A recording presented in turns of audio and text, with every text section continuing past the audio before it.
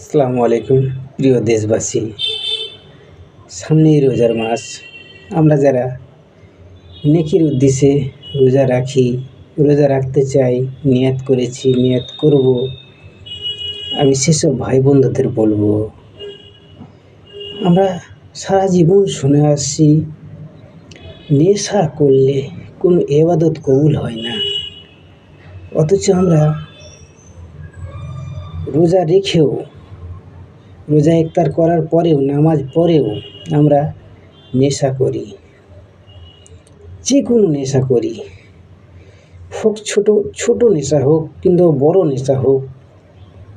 আমরা সব থেকে মনে করি গুল ছোট নেশা, সব থেকে মনে করি বিড়ি ছোট নেশা, সব থেকে মনে করি খৈনি ছোট নেশা। কিন্তু বন্ধুগণ, যেই নেশাটা বেশি খেলে ব্রেনের ক্ষতি হয় সেটাই নেশা।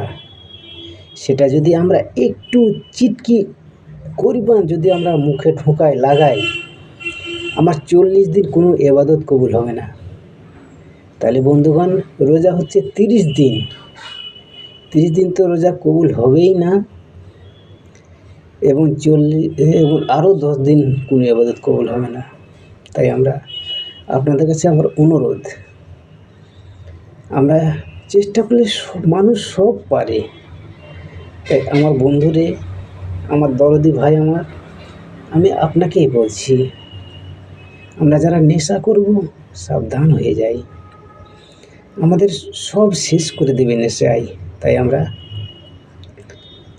এই রোজার মাস খুব নেকির মাস, তাই আমরা এই রোজার মাধ্যমেই আমরা নেশাকে সরিয়ে দেব। আগামীতে আর কোনো দিন আমরা নেশা রাখবো না।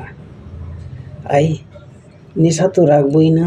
এবং কুলু আল্লাহু আহাদ আল্লাহু সামাদ লাম ইয়ালিদ ওয়ালাম ইউলাদ ওয়ালাম ইয়াকুল লাহু কুফুয়ান আহাদ, এই ছোট্ট মিষ্টি সূরাটা আমরা 3 বার বললে একবার কোরআন মাজিদ পড়ার মতো নেকি পাবো।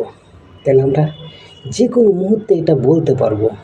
আমরা কাজের ব্যস্ততা, সংসারের ব্যস্ততায় আমরা সব কিছু ভুলে আছি।